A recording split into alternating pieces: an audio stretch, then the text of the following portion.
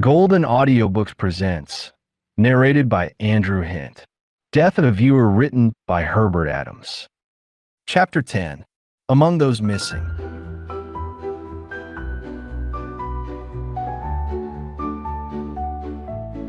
Once again the window curtains billowed and the door was quickly shut. The storm had lessened, but not fully abated. Dr. Strange, an elderly man with graying hair, was accompanied by Inspector Bellairs of the local police and two constables. At a sign from Roger the doctor, and the inspector went forward to look at Ewan's body. They were soon satisfied that life was extinct. The doctor, of course, recognized him and glanced around the room. He saw his old patient at the back and went across to him. "This is very, very distressing," he said. "You and Lady Bethesda have my deepest sympathy. How are you feeling yourself?" "Not very well," Lord Bethesda replied shakily. "I would like to go to my room if I may. Major Benyon can tell you all about it." "Everyone might go," Roger said. "We are all staying in the house. Here is a chart showing where each one is sitting now, and where, as far as they know, they were sitting when the shots were fired. There are 5 other guests who were not present.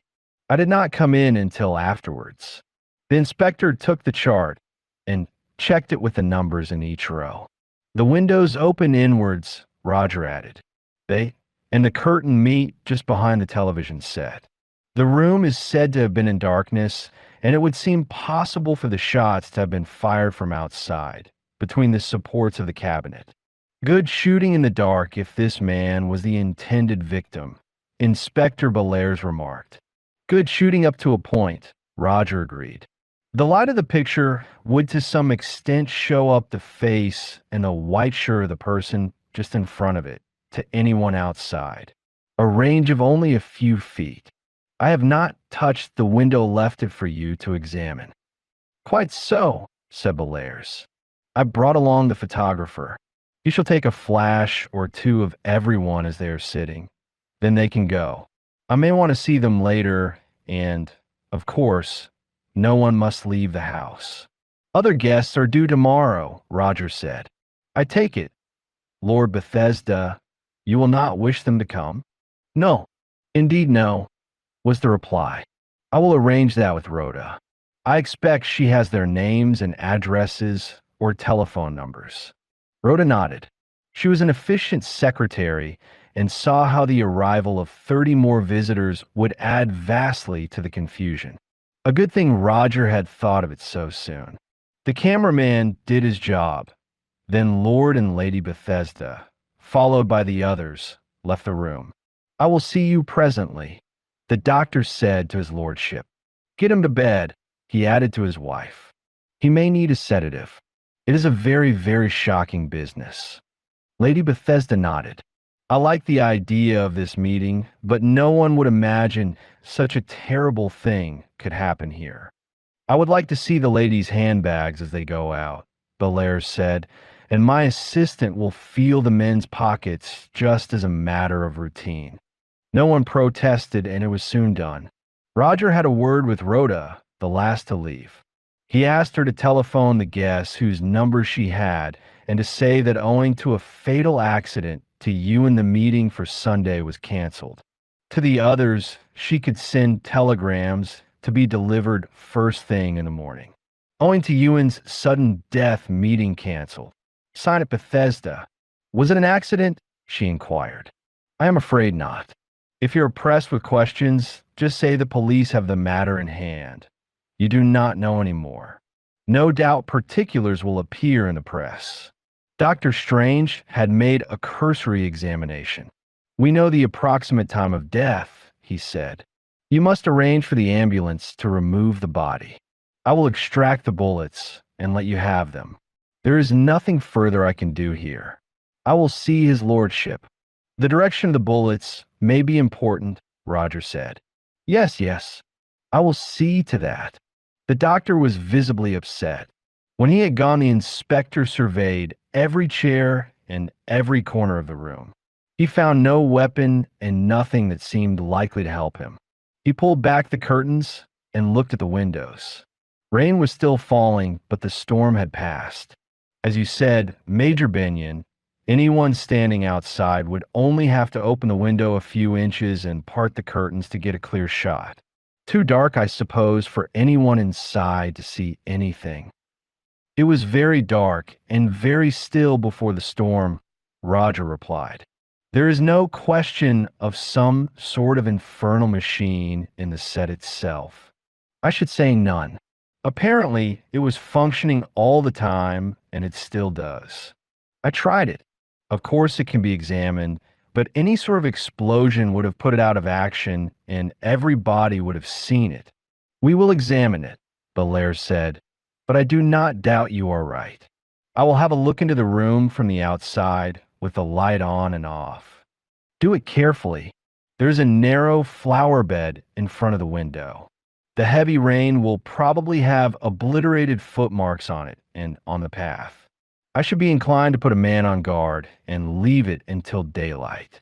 You could try the casements for fingerprints, though if there are any, they may show better when dry. That is true, Belair said.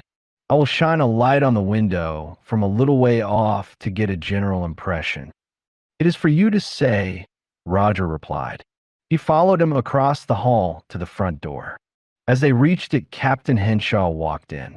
He was bareheaded and his clothes were very wet.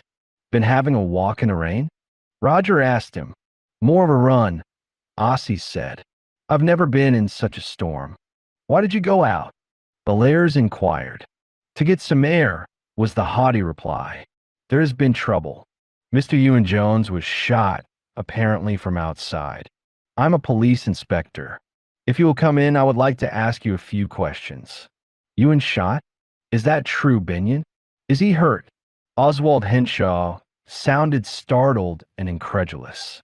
It is quite true, Roger said gravely. The shots were fatal. My God, poor devil. Henshaw muttered. Did he shoot himself? There is no gun, Bellairs said. What can you tell us? Me? Nothing at all. I was not here. They returned to the TV room. Bellairs produced his note and took Ossie's name and address. You were here as one of Lord Bethesda's guests. Yes, asked by Ewan, who is an old friend. It was a big party. Was it a special occasion? Major Benyon can tell you as much about that as I can. It was really a political powwow. Mostly MPs and their wives. Are you an MP? Good Lord, no. Then why were you here? Henshaw hesitated. You are not an MP, Benyon, he said. Why are you here? I came to see Lord Bethesda on a matter of business, Roger replied. Why are you here? The inspector repeated. My wife and I were here days ago. Ewan was to outline a new political program. Politics are not my line, but I suppose I am a more or less intelligent voter. He was trying on the dog. You did not come to this room with the others. Neither did Major Benyon. He and I had a game of billiards. Then, as it was so hot, I went out to get a breath of air.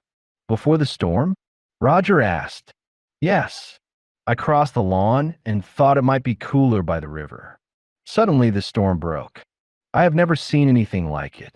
Thunder, lightning, and rain. Hell let loose. There is a hut near the river. I was more than halfway there, so I made a bolt for it. And then I was stuck until the rain stopped. That is all I can tell you. I was pretty well soaked, and I wished I had made for the house instead. Did you see or meet anyone? Roger inquired. Ossie considered. As a matter of fact, I did see someone. Near the house, when I started out. I didn't see him clearly. He was some way off. I thought he was one of the men about the place, a gardener or something. Have you a pistol or firearm of any sort, Captain Henshaw? The inspector asked. Good Lord, no.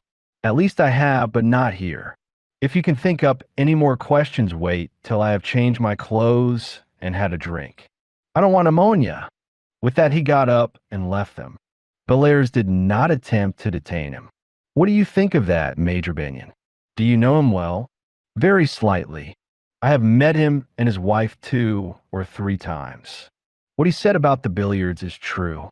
We had 2 games, and then he went out.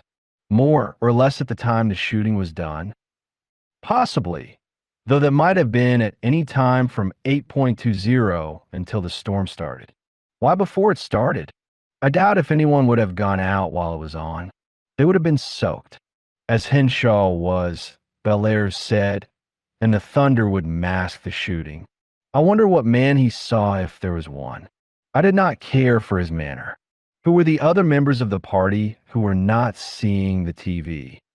Tom Dayton, an MP. He remained with me when Henshaw went out. We were discussing various things until we heard the screams when Ewan was found dead. So that clears him. There were 2 other MPs, Bill Ruddle and Fred Gibbons. I have no idea what they were doing. You might ask them. I will. You mean unless it was Henshaw, it must have been one of them. I would not be so definite as that. If the shot was from outside, it opens wide possibilities. Enemies from anywhere. Yes, if they knew about the TV show and where Ewan would be sitting. It is an inside job, all right, Bellairs said, looking again at the chart. You asked the doctor as to the direction of the shots. What was in your mind? Could anyone in the room have done it? Not easily, but it was dark and everyone's attention was on the picture. There was room for anyone in the side seats to creep along the wall to the curtain and get near enough to fire the shots. Roger did not immediately reply. He also studied his chart. This would apparently give us Miss Gwynnie Wren at seat 9. The inspector went on, and on the other side Rhoda Rees in seat 13 and Sandra Henshaw in seat 18. Also possibly Mrs. Dewdell in 5 and Mrs. Dayton in 7, as the seats between them and the wall were empty. All women. Women nowadays can be handy with a gun, Bellairs said, pleased with his idea. I considered all that, Roger answered, but I do not think it possible. Much too risky. The person who fired the shots could not be certain the victim would not fall over or cry out. The lights might have come on, and the killer would have been revealed, pistol in hand. No, I'm convinced the shots were from outside. By direction, I was thinking rather of elevation. Then that leaves us with Henshaw and the 2 MPs you mentioned. Also, of course, the man Henshaw saw and Mr. Unknown who happened upon the scene and found everything ready for him. The last remark was a little sarcastic. Roger for a moment studied Inspector Bellairs. He was a young man, confident of his powers and anxious, no doubt, to show his ability. If you take my advice, Roger said, you'll get hold of your chief as quickly as you can, telling him how things stand and suggesting he ask Scotland Yard to come along at once. Please do not think I doubt your capacity, but consider the sensation this is going to cause. Here, in Lord Bethesda's home, his son, a member of Parliament, is shot. There are 6 or 7 other members in the house, too, and a lot more were due tomorrow, though I hope I have stopped them. We do not call in the yard until we find we cannot deal with the job ourselves, the inspector said, a little haughtily. This is no ordinary job if murders are ever ordinary. Another 30 or so members are being told what has happened. They will hurry to the house on Monday to ask questions. One of the first will be, what are the yard doing about it? I pity all you local people if it has to be said the yard was not informed. There is that, Bellairs admitted, reluctant to lose the chance of a lifetime. See Ruddle and Gibbons by all means, but they can wait. Use my name if you like. The assistant commissioner knows me, and not long ago, he asked me to help Superintendent Yeo in the Grinham Golf Club mystery. You can say I think it urgent. Roger was emphatic, and he had the satisfaction of seeing his advice acted on. Bellairs went to the telephone and returned a few minutes later to say the chief constable for the district had been contacted. He was taking the necessary steps, and meanwhile the local questioning was to continue. Bellairs was a little more deferential in his manner. The chief constable knew of Roger Benyon, and if the big man at the yard knew him, too, it made a difference. Bill Ruddle, big and breezy, came into the room when summoned. "This is a nasty business," he said. "I have just been told about it. I suppose there can be no mistake. Who did it?" "I'm hoping you can help us," the inspector replied. "You did not see the television play?" "I did not." "Waste of time. Where were you? What were you doing? How did you spend your evening?" "I was in my bedroom reading. I had brought a detective story with me and was rather anxious to see how it ended." "You can let me see the book?" "Certainly," Gibbons smiled. "I will give it you if you like. It is by a good author, but rather below standard. Too many characters and none very interesting. There is dope traffic. A serious thing, of course, but already used too often. That at least is my opinion. You may think otherwise. I am not concerned with storybooks, but in the death of Ewan Jones, the inspector said sharply. Gibbons was too loquacious. "Did you leave the house during the evening?" "My dear inspector, I thought I had answered that. I was in my room reading." "You did not go out at all? Your shoes are wet." Gibbons pushed forward his patent leather shoes, of which the patent had long expired. "They are rather," he smiled a little ruefully. "I am afraid I am somewhat careless about such things. At home a woman looks after them for me. Last night I did go a little way, and I think I trod in a flower bed. Tonight I just went into the porch. I wanted to find a four for bridge, but everyone seemed keen on the TV play except 2 or 3 who made for the billiards room. So I went to my room to finish my book. I came down when I had done so and met everyone pouring out of the TV room. They told me what had happened. Poor old Ewan. I wish I could help you, Inspector. I can only urge you to leave no stone unturned to catch the villain guilty of so foul a crime." "We never do," Bellairs replied. "Nor do we leave any avenue unexplored." The smug clitches always annoyed him. "Have you a gun, Mr. Gibbons?" "Gracias. No. I only fired one once in my life. That was in a country fair at a bottle. Only 3 or 4 yards away, and I missed it." "Never in the army?" "No. My eyes. And I was already in the house. My duty lay there. I did my best for our boys." At that, Bellairs let him go. "A real gas bag, Major Benyon. What do you think of him? What about his dirty shoes?" The mud was dry. That might let him out. Had he been up to mischief tonight, I think he would have cleaned or changed them. There was one morsel of sense in all he said. "Glad to hear it. What was it?" "You may have to consider Ewan's private life, as well as the political opinions he expressed. That is where the yard comes in."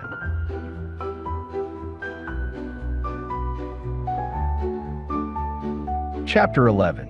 While others slept. Inspector Bellairs departed to report more fully to his superintendent. He left 2 constables in charge, one inside and one outside the premises, with instructions that no one was to leave.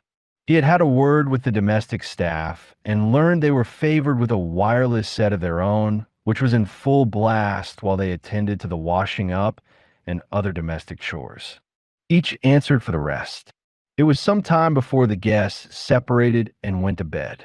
They clustered in small groups and tried to find an explanation for the tragedy, apparently with no success, though the general opinion was that the shooting must have been from outside and that some enemy from the village was probably responsible for it. They plied Major Benyon with questions, but he said he could tell them nothing they did not already know. He would have liked to go to his room, but waited to see if he could help Rhoda. She, poor girl, was hardest hit of all of them. She was fond of her cousin Ewan. She had sent her messages, but felt it up to her to see everyone settle for the night before she herself retired. With Ewan gone, and with her uncle and aunt upstairs, everything devolved on her. "Sleep as well as you can, my dear," Roger told her finally. "Everything will be in good hands tomorrow."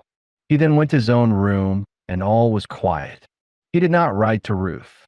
He knew she would be worried at his being concerned in another murder mystery, but he might be able to tell her more about it before anything appeared in any paper she was likely to see.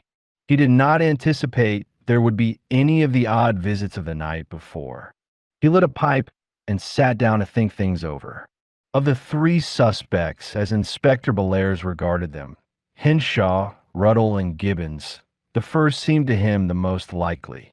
None of them had a clear alibi, but Ossie Henshaw not have failed to notice the marked attentions Ewan had been paying to his wife Sandra. He, like the others, had called Ewan his friend, but why? Unless he distrusted him, had he followed him to his wife's room the night before? The toothbrush excuse was such a feeble one. Ossie had not been anxious for a third game of billiards. He had gone out, and if the window of the TV room was slightly open because it was such a warm night, he might have listened for a few moments to the play. He could well have parted the curtains to peep inside. He would then have looked straight at the face of the man he distrusted, faintly visible in the light of the screen. He would hardly have been carrying his weapon, but if he had brought it with him, it would be a matter of moments to fetch and use it. Then he must get rid of it. The river.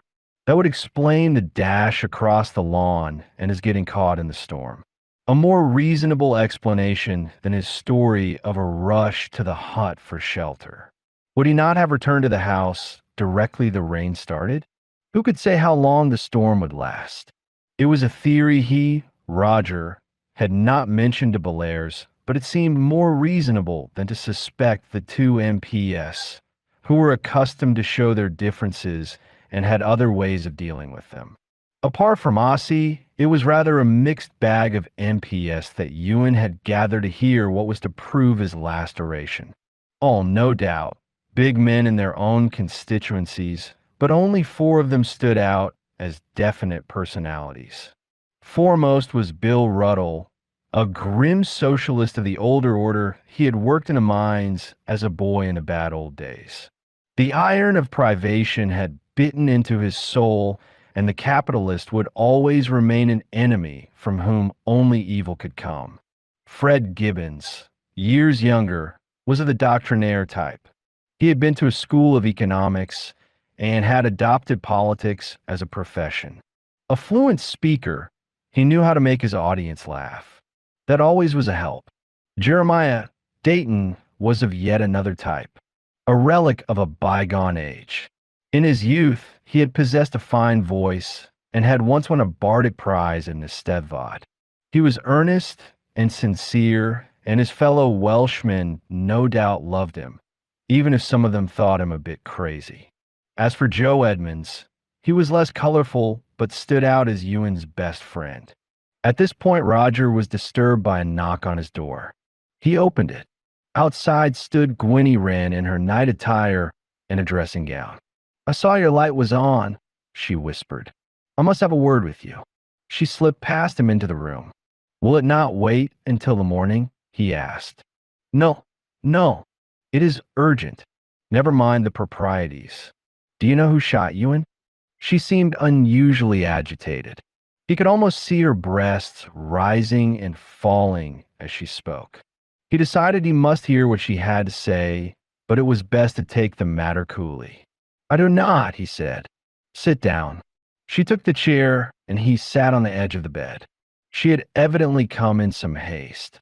Her pajamas were of a flimsy, semi-transparent material, and she was holding her wrapped together with one hand. Her hair was untidy, and she was in no way glamorized. That perhaps was reassuring. "Do you believe I did it?" she asked just audibly. The inspector considered the possibility. "As you were in an end seat," he replied. "I thought it unlikely. Thank God for that. I have just found this among my clothes." She put her hand in the dressing gown pocket and pulled out a small but very ugly snub-nosed revolver. "Don't point it at me," he said. "Your finger is on the trigger. Put on the bed." She did so. "Yours?" he asked. "No. Ever had one?" "Never.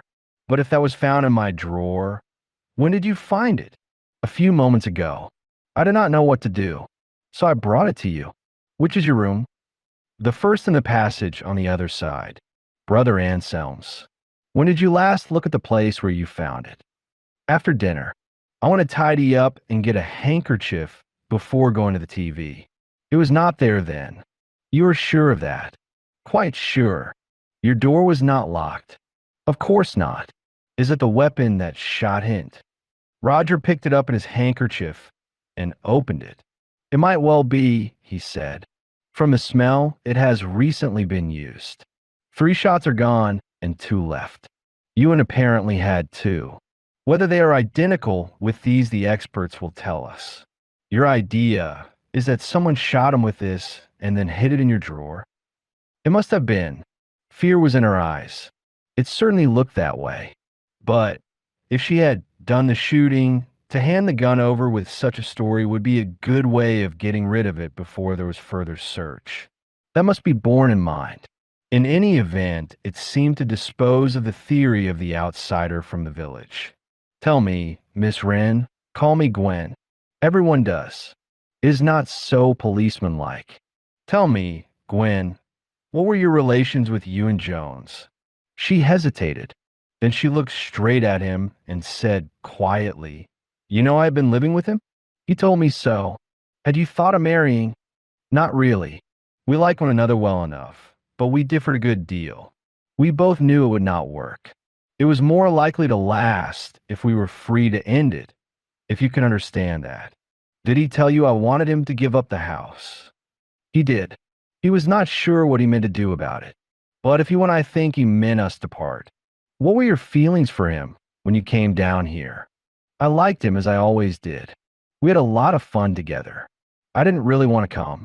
It meant putting up a show before his people, but he persuaded me. Then he treated me like that.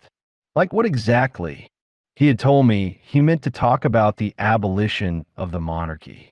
I said it would be crazy, but he did it more to spite me than because he believed in it. He hardly spoke to me when I got here. He was all the time running after Sandra. Was that why you played that trick with her bathing costume? For the first time, Gwen showed something of a smile, not a kind smile.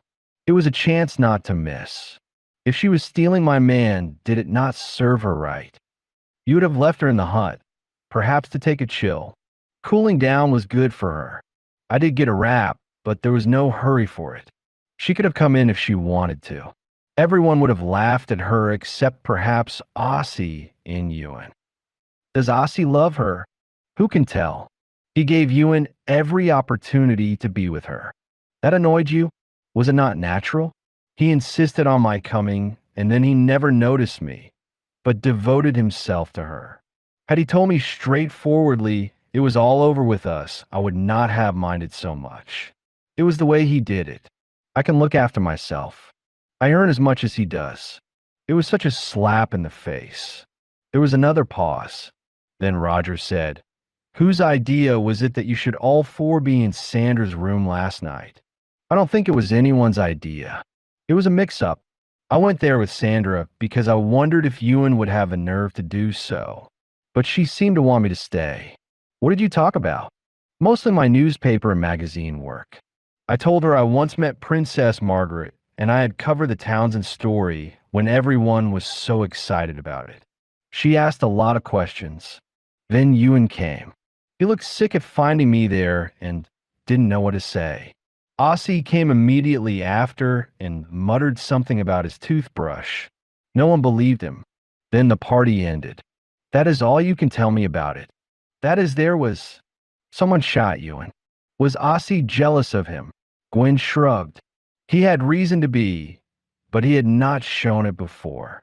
Can you suggest anyone else who might have shot him? Had Ewan any real enemy among the people who were here? You must know how they felt for one another. Gwen considered the question for some moments. Her earlier agitation had passed. There's a lot of jealousy among MPS. They're like actors wanting the limelight, though Ewan was generally popular. In the unions, there is rivalry to become a district secretary or a regional organizer. And, of course, there is the national executive where there is likely to be a vacancy soon. I believe Ruddle and Gibbons both have hopes in that direction. Had Ewan. If he had, he was going the wrong way about it. Would Ruddle or Gibbons have regarded him as a serious rival? Possibly. But it is a matter of intrigue, not murder. And we have to find a murderer. She made no reply. Who knew which was your room?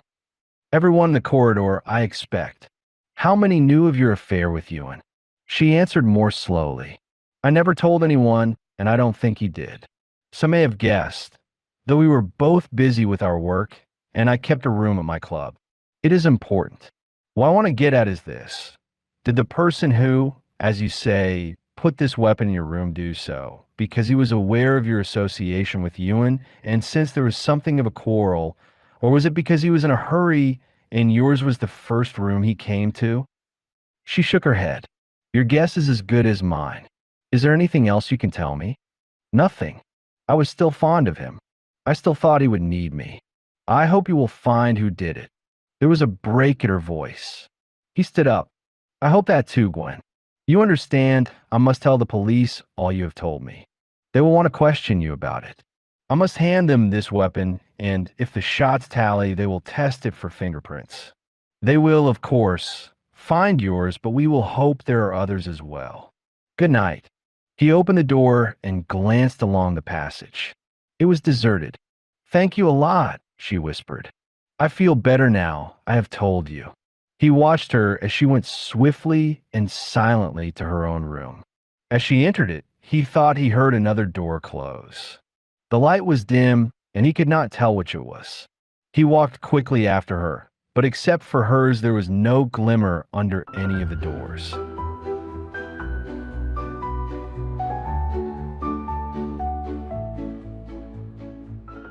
Chapter 12. As he was ambitious, I slew him. Roger was pleased when he heard in the morning that Scotland Yard were sending Superintendent Yeo and Inspector Allenby to take over the case. He had worked with them before, and they were both good men. It also showed the serious view that headquarters took of the matter. Unlike the previous day, everyone except Lord and Lady Bethesda came down to breakfast. Several admitted to a restless night.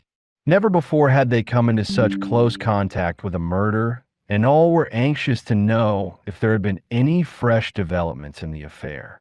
Some are asking how soon they could get away. Before joining them at the table, Roger went outside to see by day the windows between which the shots had presumably been fired. A local constable was on guard, a relief for the man who had been positioned there the night before. Roger had seen the tall, heavy casements from the inside, and there was no special feature about them from without. They came down to about 2 feet from the ground. In front of them was the flower bed, a yard or so in width. All the blossoms had been beaten down by the torrential rain, but some of the stalks were broken, probably by being trodden on. There was no question of identifying footmarks, as both the path and the border had been literally flooded. Turning over the broken blossoms with a stick, Roger noticed a scrap of paper hidden among them. What is that? He asked. Dunno, sir, the constable said. I was told not to touch anything, nor to let no one else touch anything. The man did not know him, and Roger thought it better not to disobey instructions. Superintendent Yeo from Scotland Yard will be along soon, he said. Keep a special eye on that paper till he comes. It might be important. He then went in to get some breakfast. Most of those already there murmured good morning, and several asked if he had heard anything fresh, to which he said he had not. He noticed that Bill Ruddle was making a good meal, and Fred Gibbons was not needing to force himself to eat. Sandra had moved from beside the vacant chair that had been Ewan's and was seated some way off, but was not with her husband. Gwenny Wren was drinking tea, but eating little. Rhoda smiled wanly at him, but did not speak.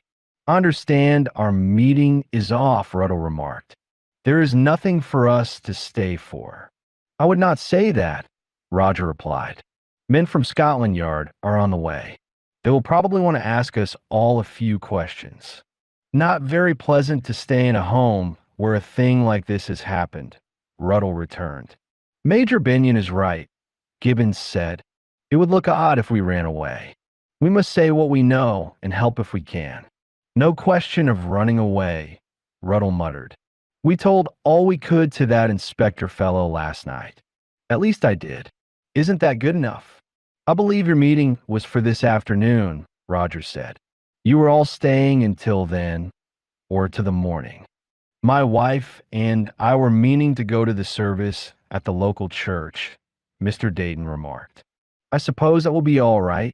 Roger knew he could vouch for Jeremiah, but deemed it unwise to appear to show partiality.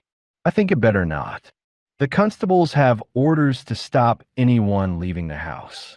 The yardmen should be here very soon. There were faint grumbles from some of the men, but their wives were content. Curiosity may have played a part, or they might have disliked the idea of returning home with no meal prepared. How are your uncle and aunt this morning? Roger asked Rhoda. Have you seen them? Yes, she said. Uncle had a poor night. Aunt Connie thinks he had better stay in bed. She'll be down presently to see to things. And your little friend, Master Ambrose? He is all right. We have not told him anything yet. She paused, then added, Isn't it horrible? Will these people be able to clear it up? I could hardly sleep for thinking of it. It seems so incredible. Ewan was so full of life, so happy. She looked pale, and there was a sob in her voice. It is horrible, my dear, he said gently. We must all help to clear it up as quickly as we can. Then there was the sound of a car in the drive. The men from the yard had arrived. You want to meet them. Superintendent Yeo and Inspector Allenby jumped out. So did a third man, introduced as Sergeant Carston. Nice to meet you again, Major Binion, Yeo said, shaking his hand. A bit odd, though, that when we arrive at the scene of a murder, we find you there. The third time, isn't it? Rather suspicious. All right, Roger returned. I'll come quietly, but first I want to show you something. He led the way round the house to the window of the television room. We think the shots were fired from here, he said. I am curious about that scrap of paper. It might, of course, have blown out of the window. It might have been there for a long time, or it might have fallen from the murderer's pocket. The constable did not want me to touch it. If you prefer not to tread on the flower bed, we could easily reach it from the inside. That is the best way, Yeo said. I have the key to the room. Bellairs locked it last night and gave it to me. He will be along presently. They entered the house. The TV room was in some disorder, as it had not been touched since the tragedy. The only signs of that were the spots of blood on and beside the chair where Ewan Jones had died. The window frame and the sill have yet to be tested for fingerprints, Roger said. Be careful about that. It was, however, easy for a tall man like Allenby to lean over the sill and pick up the paper. He handed it to Yeo. It appeared to be a half sheet of ordinary notepaper folded in two, though still damp from the rain that had fallen on it. On the inner side were a few typewritten words, slightly blurred and all in capitals, as he was ambitious, I slew him. They all stared at it. Those words seemed familiar, Yeo muttered. As he was valiant, I honor him, but as he was ambitious, I slew him, Roger quoted. It is from the oration by Brutus at the death of Julius Caesar. Was Ewan Jones ambitious? Yeo asked. I suppose all politicians are, more or less. Roger replied. According to Bellairs, there was a party of politicians here, members and their wives, the superintendent said. He spent a good part of the night writing his report. I have only had time to glance through it, but he told me you were at their meeting. That is so, but before we go into that, there is something else I have to show you. I think we might take possession of the study. He led the way to the room where Bill Ruddle said he had spent the previous evening. On a desk, there was stout, crested note paper ready for use, but it was of a quality superior to the sodden scrap they had found. You ought to have this, Roger said. He handed over the snub-nosed revolver he had received from Gwenny Wren. It may be the weapon that was used. How did you get it? Roger told him.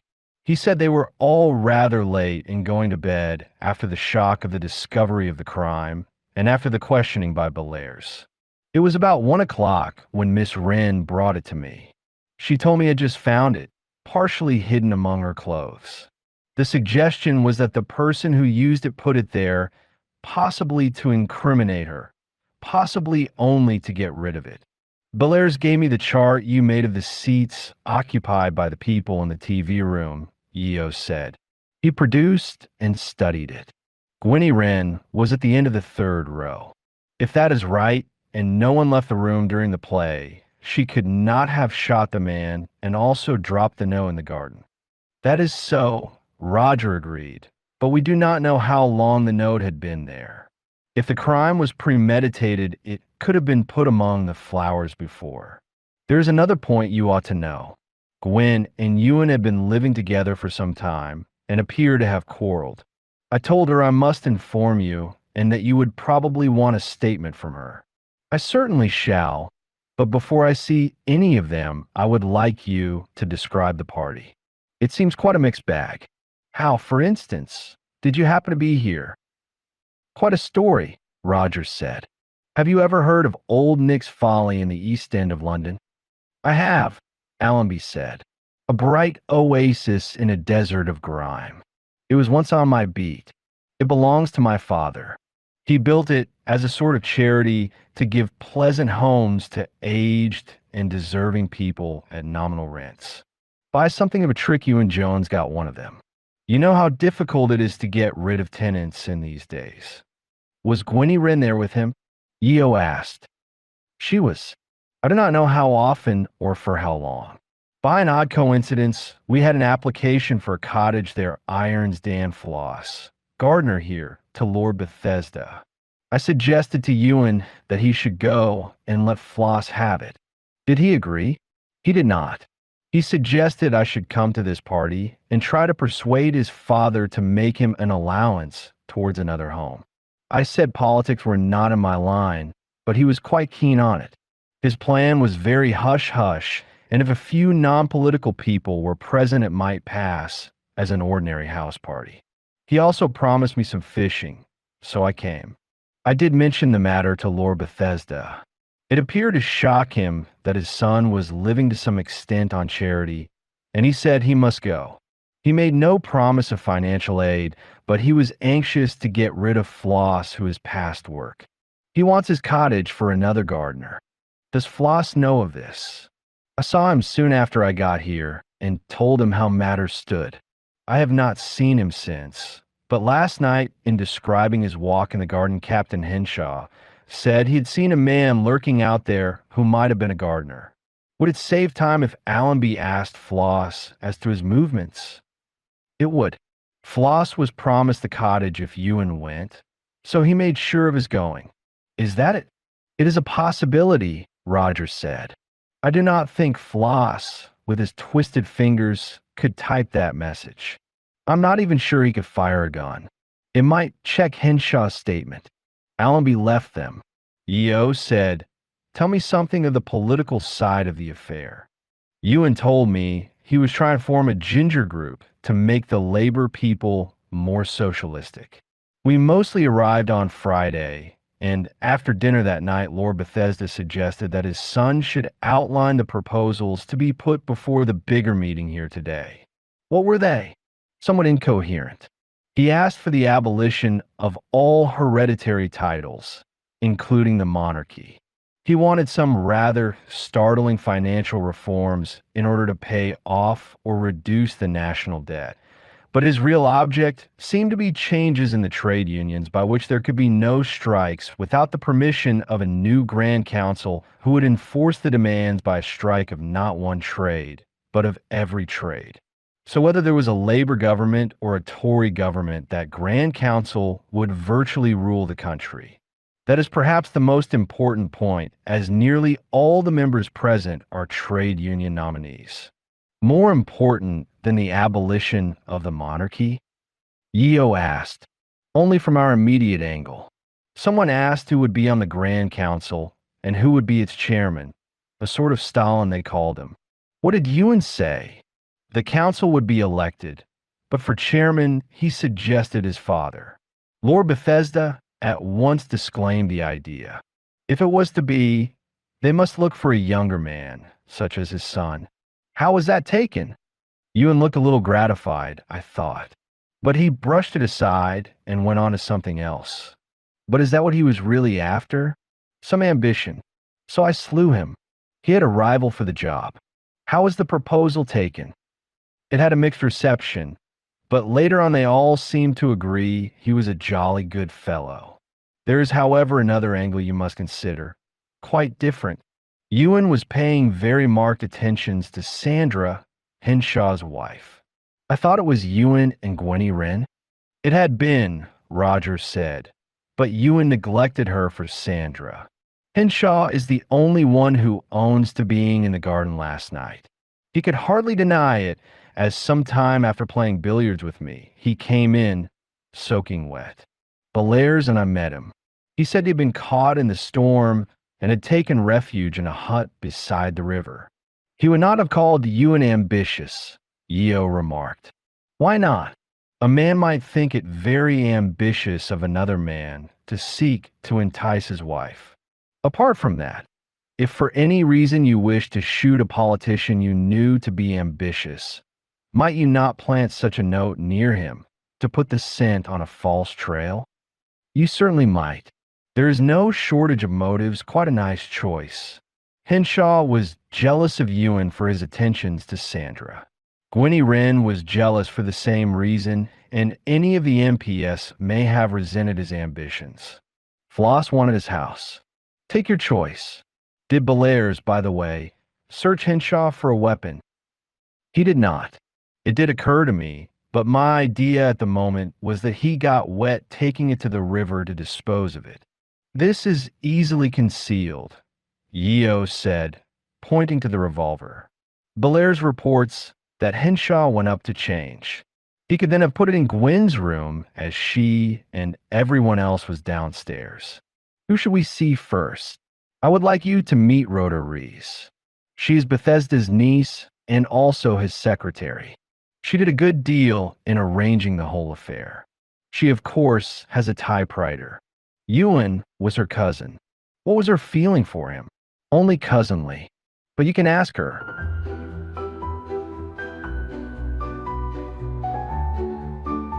Chapter 13.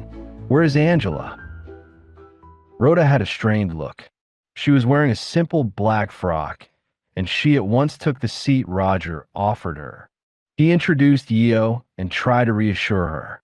This is Superintendent Yeo of Scotland Yard, but he is not really as terrifying as that sounds. He wants to ask you a few questions. You lead off, Yeo said, eyeing the girl carefully. Well, Rhoda, Roger began. Which is your room? I mean your working room? The next one to this, she said a little shyly. Did any of your visitors come there to you? Several of them. Can you remember which? She considered for a moment. Captain Henshaw, Mrs. Dudell, Miss Wren, Mr. Ruddle, Mr. Edmonds, Mr. Gibbons. My door was generally open unless I was busy.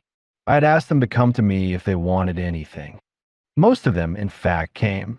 Was it for any particular purpose or just for a little chat? They generally asked questions about my uncle and aunt and how we ordinarily lived. Mr. Dayton wanted to know where our church was, and Mr. Ruddle asked if I would type some notes for him. I said I would, but he never brought them. You, of course, have a typewriter. Have you any paper like this? He showed her the sheet they had found, with the words downwards. I don't think so. Has this been in the rain? I believe it has, Roger said. Rather cheap. Isn't it might have been the back half of a letter? Very likely. Could your typewriter have typed this? He turned it over, and she read the ominous words. As he was ambitious, I slew him. It certainly might have done. Here is a little break in the top of the S like mine has, and the B is not quite perfect. It is an old machine. You did not type it? No. Or anyone else to your knowledge? No. Yeo intervened. As your machine is in the next room, let us see you type the same words underneath those. She led the way to her room, plainly furnished as a neatly kept office. She slipped the paper into her elderly Oliver and typed the same words, also in capitals. There was no doubt of it. The spacing and the slight defects were identical. That line had been typed on her machine. I suppose anyone with a very small knowledge of typing could have done it in a minute or two, Yeo asked, possibly with one finger. Oh, yes. Do you know if anyone here does typing? Miss Wren does, Rhoda said. She has a portable and showed it me. She is a writer, you know. It is a new model and the type is quite different. Yeo made no comment, and they returned to the room they had left. Any idea, Rhoda, what the words mean? Roger asked. Is it a quotation from Shakespeare's Julius Caesar? I believe it is. Would you say Ewan was ambitious? She seemed to realize something of the implications, but she answered steadily. Every good man is if he wants to get on, isn't he? What did you think of his speech on Friday night? As I told you, I had heard some of it before, but not what he said about the Queen. I did not like that. You were late in the TV room last night. Had you been in the garden? Yes. Meeting someone? He smiled. Yes. She blushed a little. Jeremy, of course. Not to be confused with our Jeremiah Mr. Dayton. Did you see anyone besides Jeremy while you were out there? Near the window of the TV room, perhaps. No one at all. We were in the front of the house. Just one thing more, Rhoda. The first time I saw you and Jeremy, you were outside that hut at the end of the garden. You went away, and almost immediately afterwards, Captain and Mrs. Henshaw emerged from it, looking as if they had been quarreling. Had you heard what they were saying? She looked uncomfortable. A little, she said. Jerry heard more and told me. I would sooner you asked him. I have not seen him since last night. I meant to ask him to tell you, but I cannot believe it is true. Who is Jerry or Jeremy? Yeo asked. Jeremy Valiance, the village schoolmaster, she said. Jeremy and Rhoda are engaged, Roger told him. It is a secret and must be regarded as confidential. He wanted Yeo to have the facts and also thought it wise to correct any ideas he might have as to the girl's feeling for her cousin. You think what you heard may be important, but you would rather we got it from him? Yeo asked. Yes, please. How soon can we get him? She glanced at her wristwatch. Almost at once. It is nearly time for the break. I will telephone him, but don't keep him long. Don't telephone, the superintendent said. I will send for him with the car. That will be quicker. Thank you, Rhoda, Roger smiled. You have helped us quite a lot. Tell Sergeant Karsten where to go. He opened the door, and she and the sergeant went out. The latter was a shorthand expert and had been taking notes unobtrusively of what he heard. As they left, Allenby came in. He was carrying a gun of some sort, which he placed on the table. I have seen Floss, he said. He admits he was in the garden last night, so Henshaw might have seen him. His story is that he was worrying about his chance of setting that cottage in London and wandered to the house, hoping he might see Major Benyon. Everything was quiet, and he saw no one until Henshaw came out. He was not perfectly sure who he was. It was at a distance and very dark, but it was not Ewan. He thought it might seem queer if he was seen hanging about at that time of night, and he smelt rain coming, so he went back to his own place. A crabby old chap, but he seemed straightforward. What about his gun? Yeo asked. I saw it in the corner of his room. A rook rifle. Noticing his deformed fingers, I wondered if he could still use it. He said he had shot a bird with it early this morning and proud of the fact. I asked how he could load it. He showed me. A slow and clumsy business, but he did it. If Ewan Jones had 2 or more shots in him, I do not think Floss fired them. The gun only takes one at a time, and to fumble or reload in the dark would hardly be possible for him. I thought it best to bring it along and some of the cartridges to compare with what the doctor finds in the body. Quite right, said Yo. I do not think Floss is our man, Roger remarked. Apart from anything else, I fancy he would wait until he heard from me. Also, I doubt if he would have known exactly where Ewan was sitting. A rook rifle could perhaps have done it. So, as there was one, it is as well to know who had it at the time. That is not all, Allenby said with the air of one who has kept the best till the last. Floss told me he saw a second man. You said he only saw one man, Yeo interrupted. He only saw one man come out of the house, probably Henshaw. This was later, as he was going home. A short, stout fellow. He might have been a guest, but he thought he knew him. Not being sure, he was unwilling to say much, but I eventually got it from Mrs. Floss, as he had told her the night before. It was an odd job man from the village, Luke Catling. He does house repairs in a small way. He has a pretty daughter named Angela, and you and Jones have been interested in her. Quite a new line, Yeo said. What else? Nothing, sir. Floss interrupted his wife and told her no scandal must be talked. After that, I could get no more from either of them. I went to the village and found Luke Catling. When I questioned him, he admitted he was in the garden last night. I thought you might like to see him, so I brought him along. Good. Bring him in. It may save troubling other people. Short and stout might describe Gibbons, Rogers said, as Allenby went to fetch his man. But if it is a matter of village scandal, I can understand old Floss not wishing to be concerned. He might think it would prejudice his chance of getting Ewan's cottage. Luke Catling was a thick-set fellow as described, rather swarthy in appearance.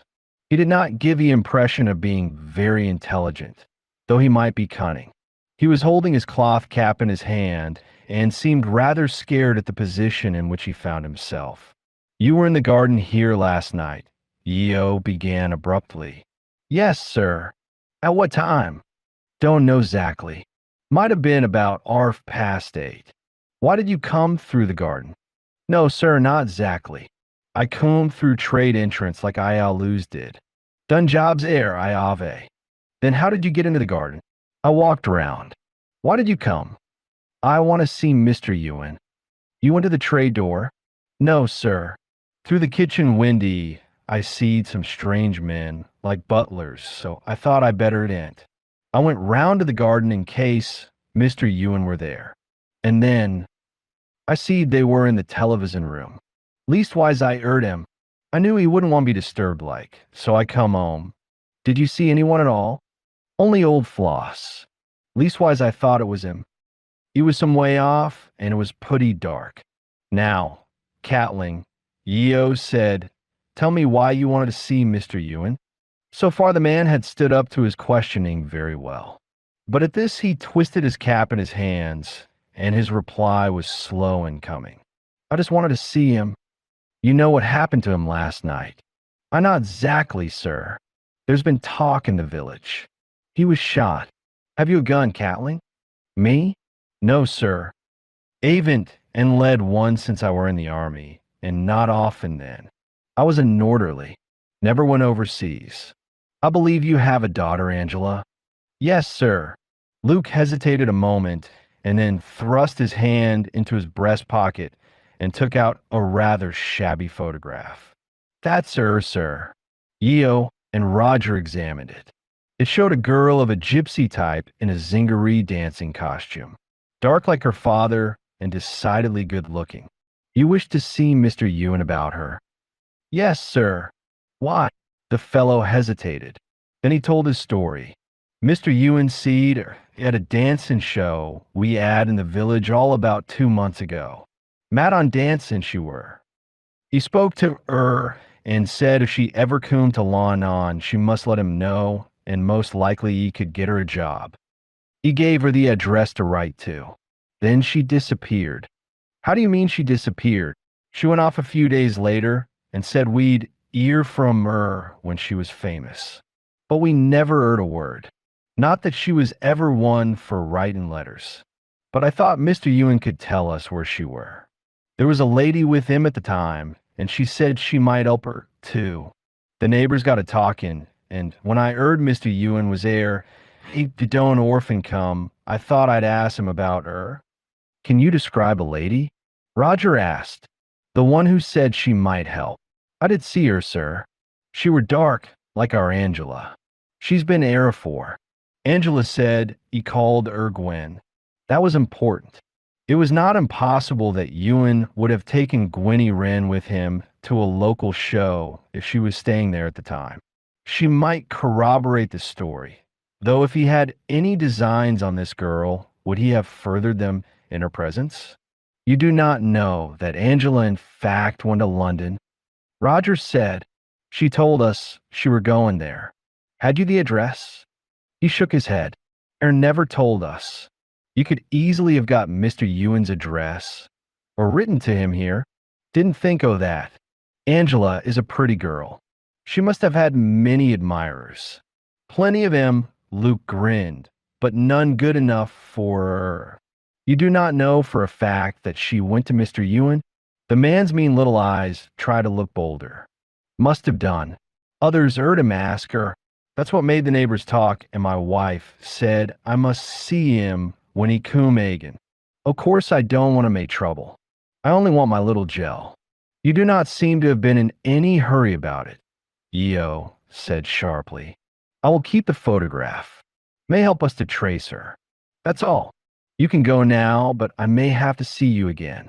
I don't want to make trouble, the handyman repeated as he shuffled to the door.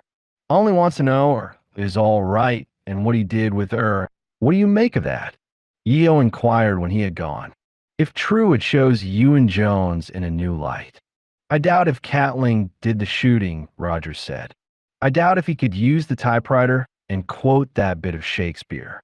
I doubt if he could have gone upstairs and put the gun in Gwen's room. There may be something in the story, even if it is mainly local gossip. I should say he is not above a bit of blackmail, and hearing of Ewan's death wondered if there was anything in it for him.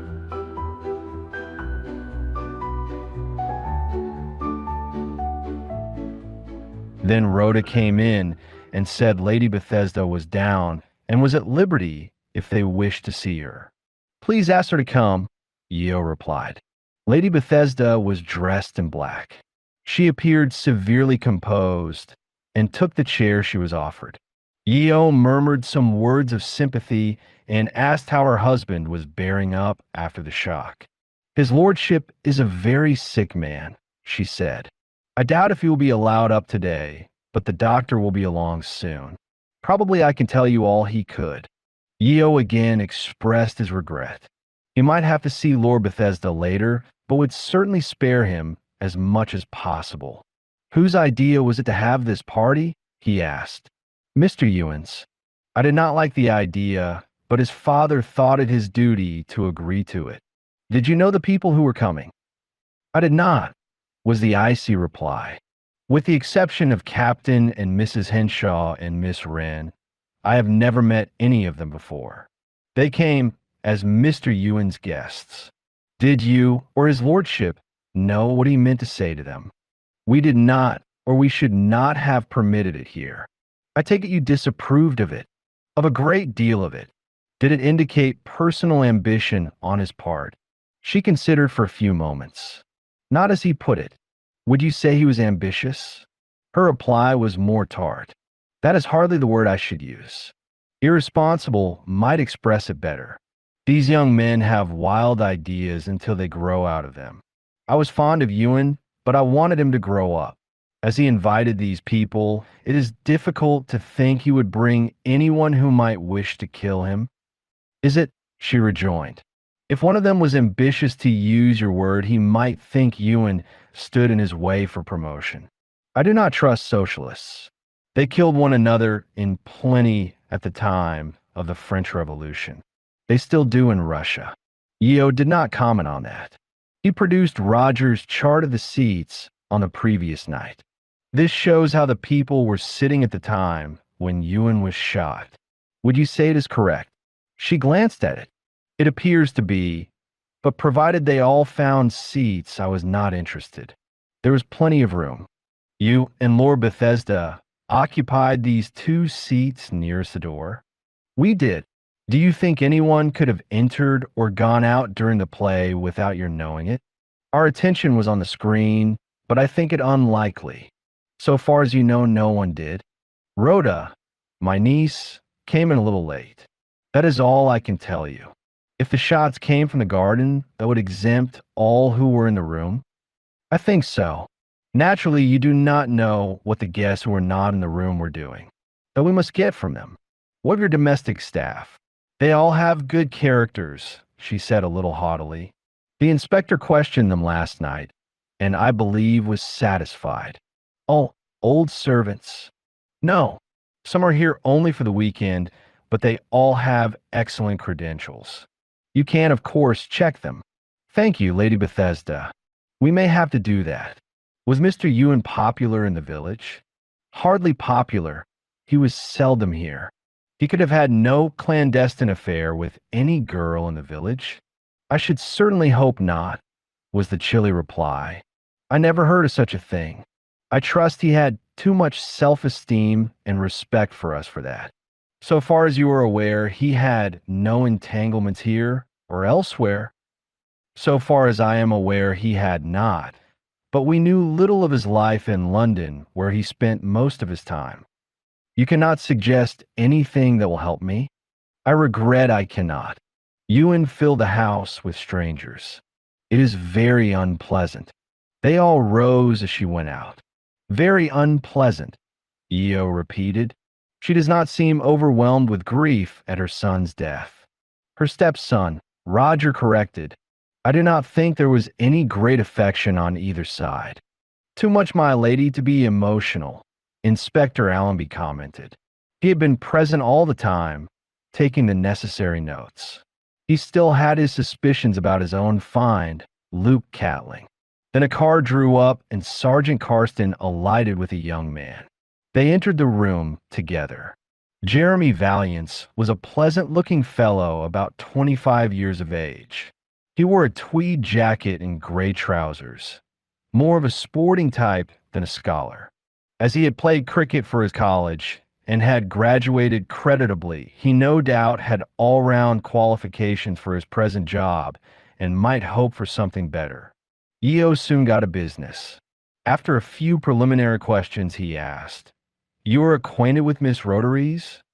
"I am. May I see her?" "Fetch her," Io said to the sergeant, after a moment's consideration. That did not take long, as she had heard the car arrive and was waiting near the door. The two smiled at one another and sat down side by side. "When did you hear of Ewan Jones's murder?" Io addressed Jeremy. "It was rumored round the village this morning. I meant to come to make inquiries as soon as I was free. You were a friend of his?" "I had met him a few times. I did not know him well." "Are you a socialist?" Jeremy smiled. "That depends on your definition of socialism. I regard myself as an independent. I believe in leveling up rather than leveling down. Better education and equal opportunities for those willing to avail themselves of them." "Do you hold with Ewan's views?" "If you mean those he expressed at that dinner, I do not." "How do you know of them?" Io asked sharply. "Rhoda told me." "HM. Over to you, Major Benyon." "Hello, Jeremy, if I may call you that," Roger said pleasantly. "I believe you and Rhoda hope some day to marry?" "That is so, sir."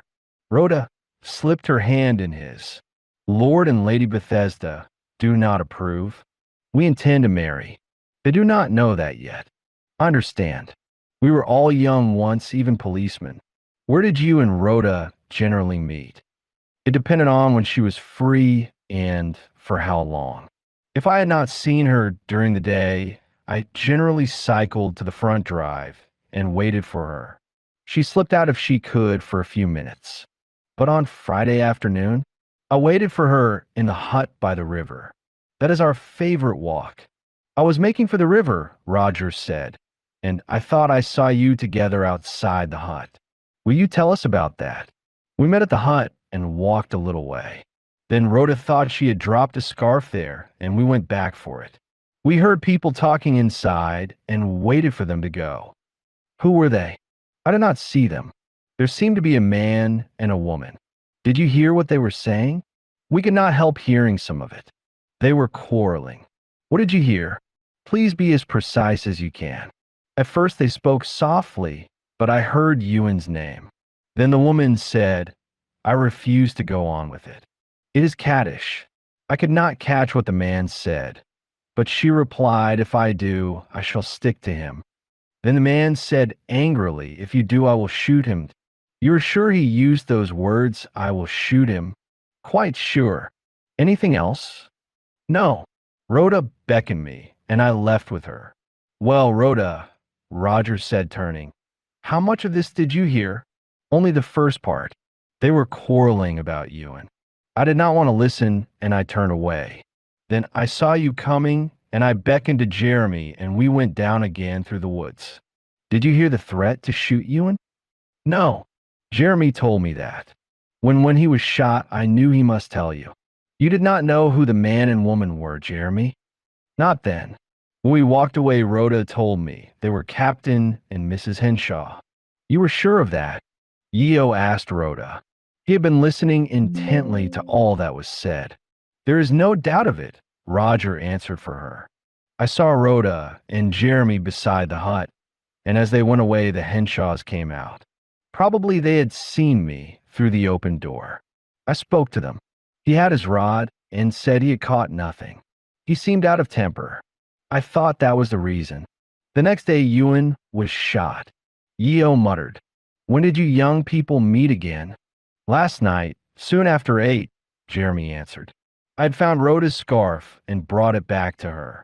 What sort of scarf is it? Green tartan, Rhoda said. Where did this happen? I was at the end of the drive at 8, Jeremy said. Rhoda came a few minutes later. How long were you together? Not long. She said she had to go to the TV show. That is why she got in after it had started, Roger commented. What did you do when she had gone? I cycled home. What time did you get there? I cannot say exactly, Jeremy replied. Well before the storm broke. My sister can confirm that. Had you a gun with you? Superintendent Yeo asked. I did not own a gun, Jeremy said. I did not ask that. I said, had you a gun? I had not. Did you see anyone in the garden? I did not go into the garden. My cycle was just inside the drive gates, and I went home. It was then, I suppose, that Rhoda told you of Ewan's speech the night before?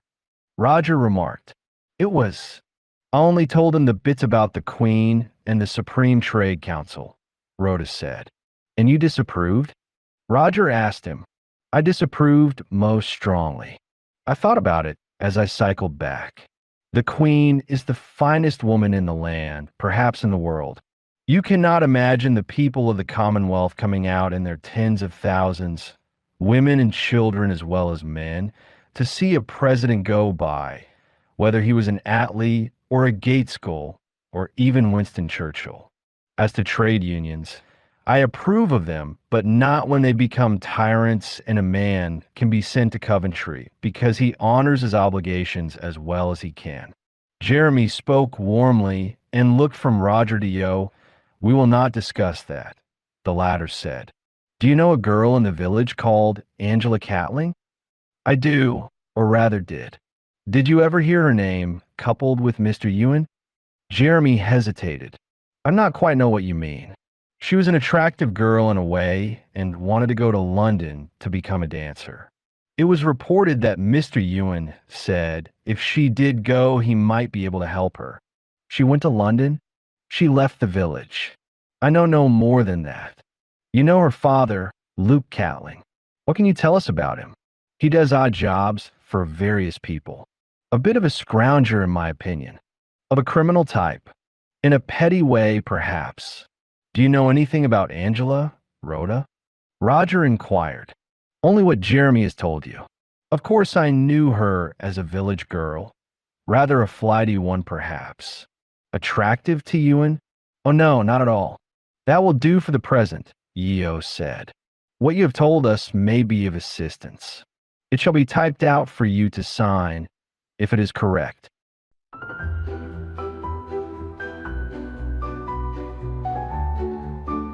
Chapter 15. Sandra's Story. It begins to add up, Roger said when the young couple had left them. You believe this story? Yeo asked. The Henshaws quarreled about Ewan Jones, who was paying attentions to the wife, and the husband shot him as he had threatened? It could be so, though that was not what I meant. You suspect Jeremy Valiance, who was left alone in the garden at the critical time? Allenby suggested. There is no evidence when he cycled home. His sister, Yeo said. We have not seen her, Allenby pointed out. He could tell her what to say. How will he put the gun if he had one in Miss Wren's room? Roger queried. What is his motive? He might resent the attack on the Queen, Yeo commented, like the men who slew Becket in the cathedral to please their king. But I cannot see it that way. Nor can I, Roger said.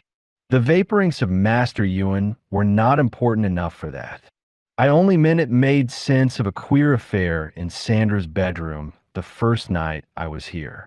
I happen to know her husband is very hard up. I suggest we should see her next. Get her, Yeo bade Allenby. Sandra had taken care of her toilet and looked really beautiful. Her blue eyes were a little sad, but her golden hair was very becomingly arranged. She was wearing a gray pullover that revealed the shape of her fine figure and a dark skirt. Probably the nearest approach to mourning in the limited wardrobe she had brought with her. There were no rings on her fingers, not even a wedding ring.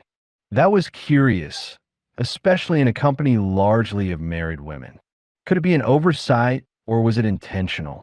When she was seated, Yeo began abruptly. Mrs. Henshaw, would you say Ewan Jones was ambitious? If he thought the word would disconcert her, he was disappointed.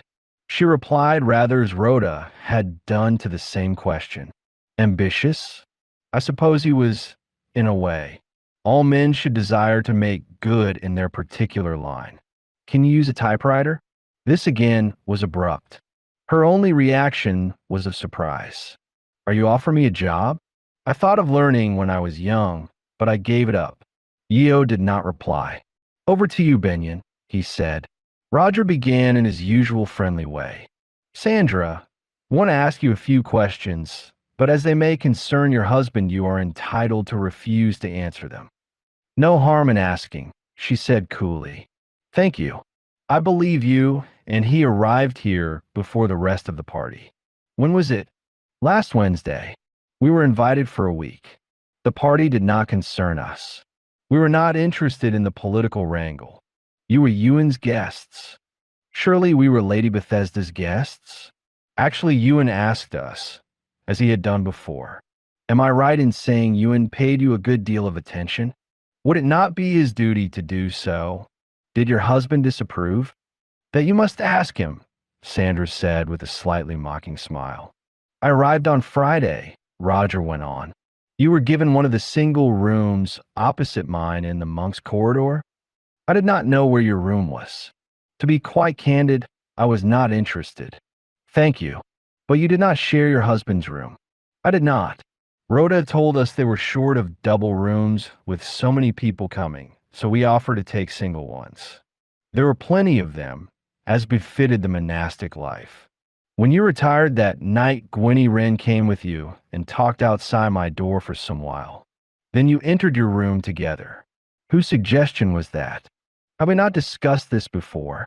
I want Superintendent Yeo to hear it from you. Does it interest him? It might. Did you know that Ewan and Miss Wren had some sort of attachment? It was rumored. Miss Wren told me that when you and she were together, Ewan in his dressing gown slipped in, and a few minutes later your husband arrived. Can you explain that? Then there were 4 of us, Sandra retorted. Surely that was innocent enough? Ought we to have invited you? It is not for me to say. Were you expecting either or both of them? Why did you not join us and make it 5? She mocked. This is serious, Sandra. Were you expecting them? I was not, she said after a moment's hesitation. All right, let's accept that for the moment. You'll remember I had met you and your husband that afternoon coming from the hut when I was on my way to the river. Had you by any chance noticed a green tartan scarf there then? I had. I sat on it. It was not there the next day when I came to meet you in rather odd circumstances. It was not. Had it been there, I should not have wanted your help. That so far supported what Jeremy and Rhoda had told. It was not only important in itself, it led to a more serious point in the story. Now, Sandra, I want you to consider this next question very carefully. The owner of the scarf and a friend knew they had left it behind and came back for it.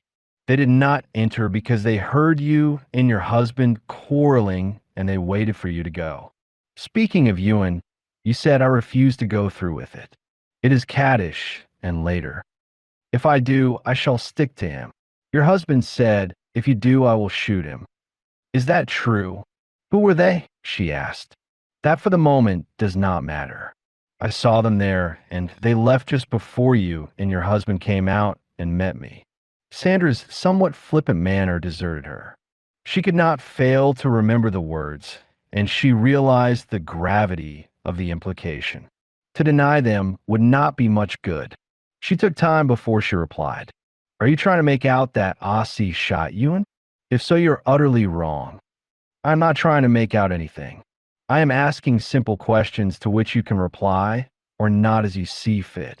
She looked at him, then at Yeo and the others. It was some time before she spoke. All right, she said at last. I am leaving Aussie anyhow. As you know so much, you shall have the whole stinking story. She paused, perhaps considering how she should put it. Aussie was broke. We both were. He knew Ewan liked me, and he suggested if he could catch us in compromising circumstances, he or his parents would pay heavily to hush things up. I did not like the idea, but he persuaded me it was the only way to avoid a smash. Then Ewan invited us here for the week. That was to be the opportunity and was why we did not share a room. No one spoke. After a few moments, she went on. I liked Ewan. You may think I vamped him. He had always shown he thought a lot of me, but till then I had never taken him seriously. When I did, he responded readily enough. On Thursday, the night before the crowd came, he asked if he might come to my room just to kiss me goodnight. I knew what it might mean and refused. When he pressed me, I said, tomorrow perhaps. Then I thought it over. I liked him, and I felt I could not play him a dirty trick like that. I do not claim to be abnormally virtuous, but there are limits. On Friday afternoon, I told Aussie I could not go on with it. We were in that hut. He was furious. He said everything was going well, and I must not let him down. Excuse me a moment, Roger said, as she again paused. Was the idea that Aussie should divorce you and claim heavy damages? I do not know, was the bitter reply. He vowed it was not. There was to be nothing really wrong. He was to claim for alienation of affection. The case was never to come into court. I had only to play a part. I said if Ewan wanted me, I should stick to him. Aussie vowed he would shoot him if I did. Then we saw you and we left the hut. On the way to the house, we argued again, and I could see it was the damages he wanted. He didn't really care about me. I refused to be sold in whole or in part. I was done with him. Then that night, Roger queried. She laughed a little hysterically. That was comedy, unrehearsed comedy. I had not been able to tell Ewan he must not come. He was so busy the next day, receiving his guests and preparing his speech. At bedtime, I got Gwynnie ran to my room in case Ewan came. I think she stayed for the same reason. He did come. He was sick of finding Gwen there and did not know what to say. Then Aussie pushed in, hoping to find me and Ewan alone, but Gwen was there too. I got rid of them all as soon as I could, and that ended it. Have you a gun of any sort, Mrs. Henshaw? Yeo broke in. I have not. Has your husband? I believe he has. Is this it? Yeo dramatically uncovered the weapon Gwenny Wren had brought to Roger. Sandra looked at it. It might be, but I think Ossie's is rather larger. Last night Ewan was shot, probably with this gun. Now, how can you recognize it? You fool, you bloody fool. Sandra exclaimed excitedly. Have I told you all this, and you cannot see that Ossie was the one person who wished to keep Ewan alive? The language will not help you, Yeo said calmly. I do not at all see that what you have admitted shows that your husband did not do what you tell us he threatened to do. He is the only person who, to our absolute knowledge, went into the garden that night. What can I do to make you see sense? Ossie still hoped to persuade me, to agree to his plan. He had until next Wednesday to do so. Friday night would only have been a curtain raiser. The next act never happened because someone killed Ewan. I do not know who it was, but it was not Ossie. You still love your husband, Yeo said. You would like to save him? Are you mad? She returned stormily. I had little reason to love him. He had squandered my money as well as his own, but I would save him from a charge of something he did not do. Would he shoot the golden goose before it laid a single egg? You told me those people heard me say I was done with it. I was. Why else did I have Gwen in my room? You believe me, Major Benyon? Everything I know confirms your story, Sandra, he replied, and I believe you believe it. Have you anything to say about the trick Gwen played on you the next afternoon? It was just spite. Ewan did come to my room. She did not know I was done with him and with Ossie, too. She wanted to make a fool of me. Then the door opened and Rhoda looked in. Excuse me if I am interrupting, she said. We are just serving lunch. Will you join us, or would you like something here? Something here, if it is not troubling you, Yeo replied. We have a lot to think about. No trouble, Rhoda said. Some of the people are asking when they can go. No one is to go, he returned sharply. We may want to see you again, Mrs. Henshaw. The two young women left the room together, Sandra making no comment. Some glamour girl. That's Sandra Henshaw, Yeo remarked. Her outburst had not affected him. He was too used to such things. Depend what you mean by glamour, Roger said. Got up to kill, though I'm not charging her with that. Not yet anyway. It is rather an insult to be called a glamour girl, though many people do not know it. It means illusory or false, something to deceive the eye, like a conjuring trick or mirage. So far as Sandra is concerned, her beauty is real, which makes her more dangerous, Yeo commented. It is of course possible her husband acted without her knowledge.